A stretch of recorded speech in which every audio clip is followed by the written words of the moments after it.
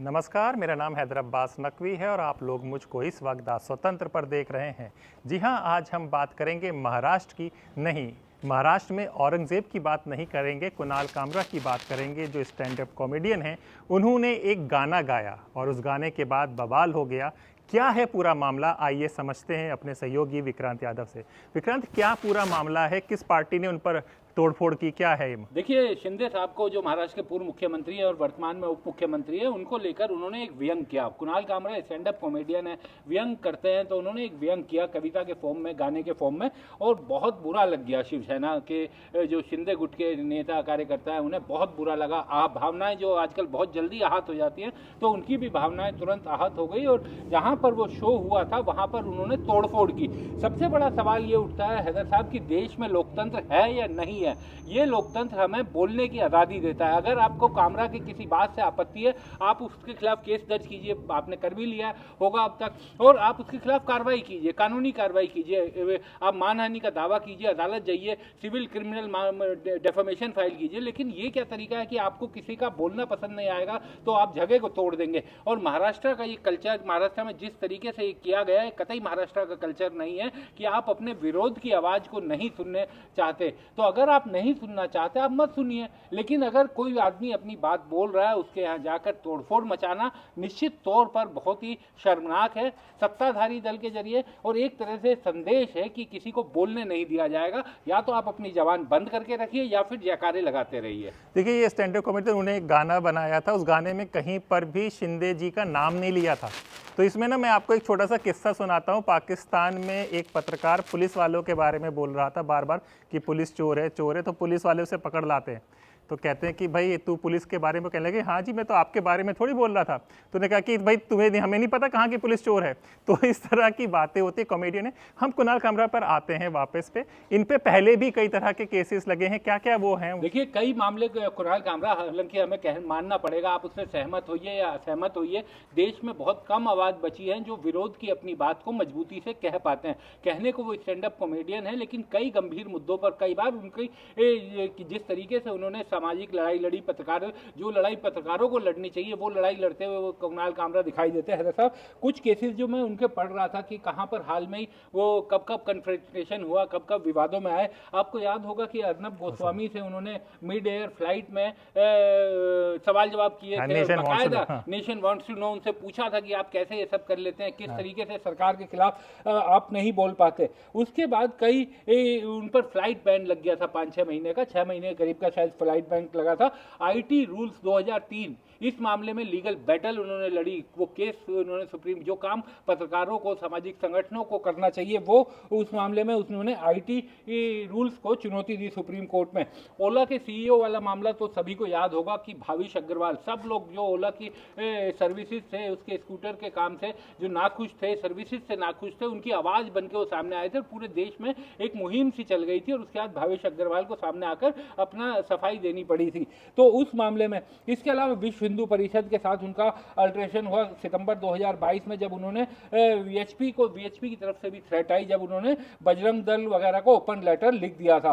और कई ऐसे मामले हुए। ब्राह्मण बनिया एक रिमार्क था सुप्रीम कोर्ट का, उस वाले मामले में भी उन्होंने एक पिटीशन फाइल की थी, ये 2020 में शायद सुप्रीम कोर्ट में, क्योंकि उनके शो में विवाद हो गया। तो यानी बेसिकली ये कहने का मतलब यह है कि वो एक स्टैंड अप कॉमेडियन है, अपनी बात कहता रहता है, जागरूक आदमी है, और उसको इस तरीके से तोड़फोड़ करना। और अब जिस तरीके के बयान आ रहे हैं, मुख्यमंत्री फडणवीस हो, शिवसेना के नेता हो, जिस तरीके के बयान सामने आ रहे हैं, वो बहुत चिंता करने की बात है कि आप अभी तक आप बार बार ये कह रहे हैं कि किसी नेता को इस तरीके से, बड़े नेता को ऐसे नहीं कह सकते, आपकी फ्रीडम ऑफ स्पीच है, लेकिन आप किसी के खिलाफ बदतमीजी के शब्द नहीं इस्तेमाल कर सकते। कहाँ उन्होंने शिंदे साहब का नाम और इसे चेक कौन करेगा कि बदतमीजी, फैक्ट कौन चेक करेगा साहब? इसीलिए तो कोर्ट है ना। आप जाइए, अगर आपकी मान की हानि हुई है तो आप मानहानि का मुकदमा कीजिए।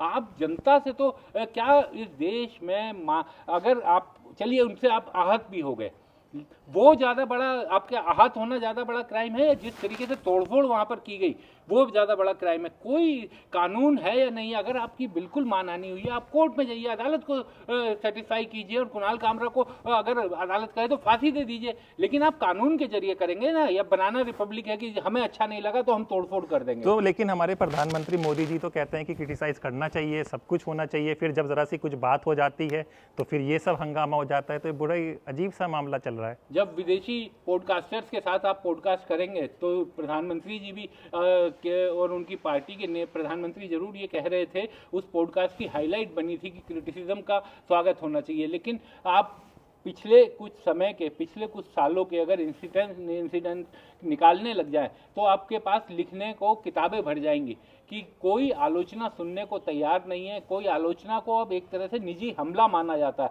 यहाँ तक कि पहले जब पत्रकार लिखते थे तो उनकी खबरों को एक खबर के रूप में देखा जाता था, लेकिन अब अगर कोई किसी की आलोचनात्मक खबर लिखता है तो उसको उस श्रेणी में नहीं रखा जाता। अब आप देखिए कि किस तरीके से बीजेपी के तमाम नेता, तमाम कार्यकर्ता इस मामले में रिएक्ट कर रहे हैं, और कुणाल कामरा को देख लेने तक की धमकी ट्विटर पर खुलेआम दी जा रही है। ये तक लिखा जा रहा है हैदर साहब उनके समर्थकों के जरिए कि अभी तो ये केवल झांकी है, फिल्म अभी बाकी है।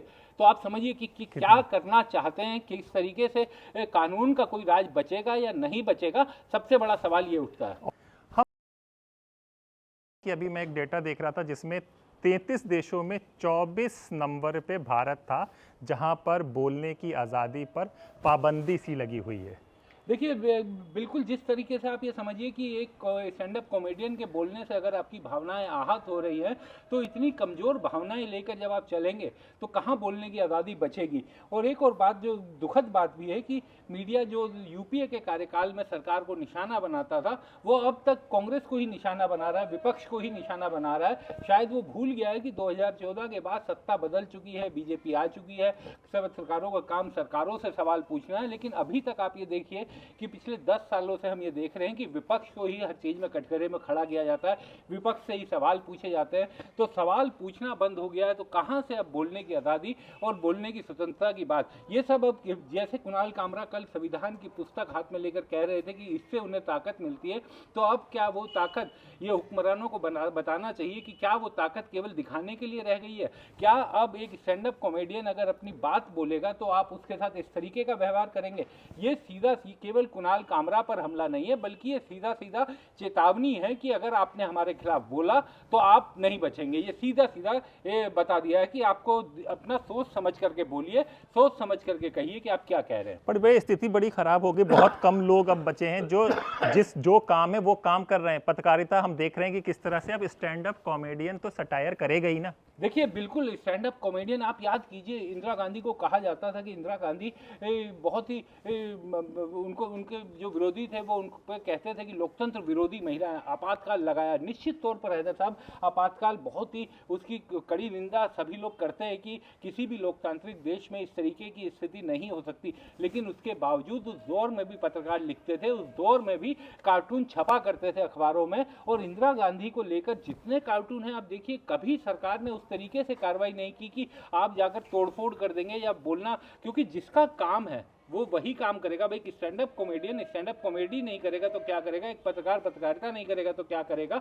तो ये सब चीज़ें पहले बहुत असामान्य ली जाती थी अगर इस तरह की घटनाएं होती थी, लेकिन अब इसे बड़ा नॉर्मल कर दिया गया है कि कोई आपके खिलाफ बोले उसको डरा कर, धमका कर, प्रलोभन देकर चुप करा दीजिए और फिर वो आवाज़ बंद हो जाती है। धीरे धीरे आप देखिए कि जिस तरीके की इस तरह की आवाज़ें थी वो सब धीरे धीरे धीरे धीरे शांत हो गई। आखिर कब तक कोई इस तरीके के दबाव को झेल पाएगा? बिल्कुल है, सबको अपना परिवार करना है, सरकार से लड़कर कहाँ जाएंगे, इसी देश ही में रहना है, रोटी रोजी भी कमाना है। पर दुख इस चीज़ का होता है कि अगर ऐसा है तो फिर दोनों तरफ से हो।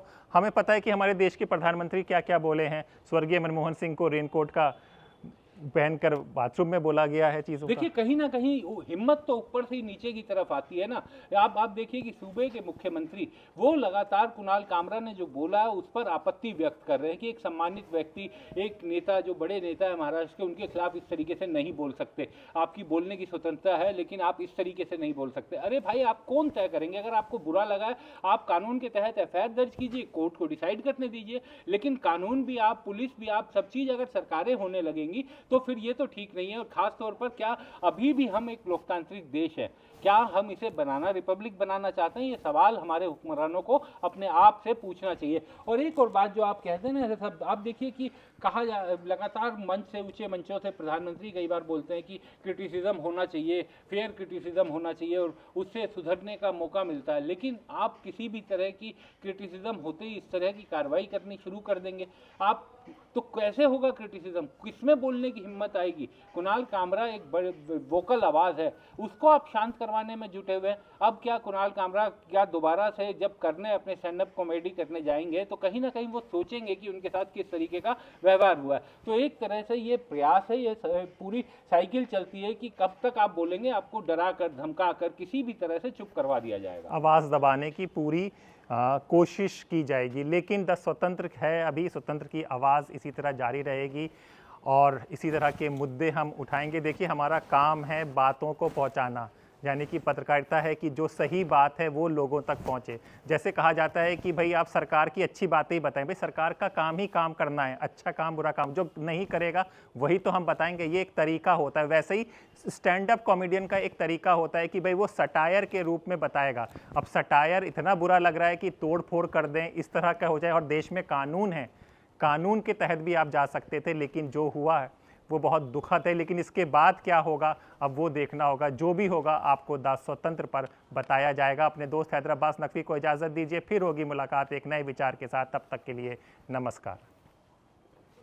मैं मानता हूं कि क्रिटिसिज्म होना चाहिए और ज्यादा होना चाहिए और बहुत तीखा क्रिटिसिज्म होना चाहिए और लोकतंत्र की मजबूती के लिए क्रिटिसिज्म चाहिए। कुणाल कामरा ने मुझे नहीं लगता कुछ गलत कहा है।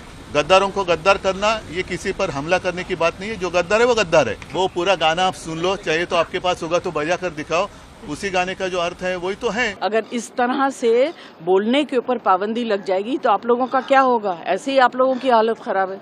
देखिए, जिस तरीके से डरा रहे हैं, धमका रहे हैं, एक जोक पे जहां पे एकनाथ शिंदे का नाम भी नहीं लिया था। जो समझदार हैं वो समझ गए होंगे। अगर आपको आपत्ति थी, आप एफआईआर दर्ज कर दीजिए।